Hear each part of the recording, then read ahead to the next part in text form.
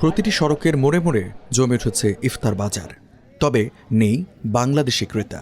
ফলে আগের বছরগুলোর চেয়ে বিক্রি কম বলে জানান স্থানীয় ব্যবসায়ীরা। মানুষের কাছে পয়সা করি কম, বাজারই নেই।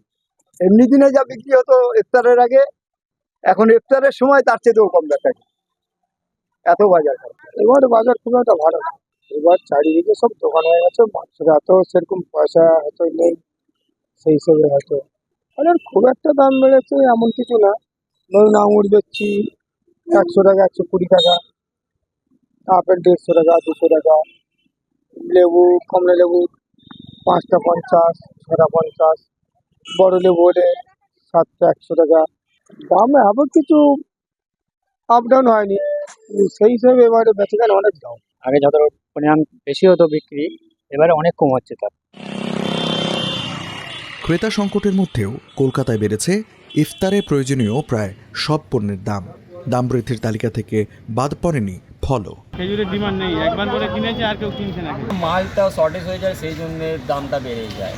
রমজান বলে এমনি কোনো কথা নেই, বিক্রি করার লোক বেড়ে যায়।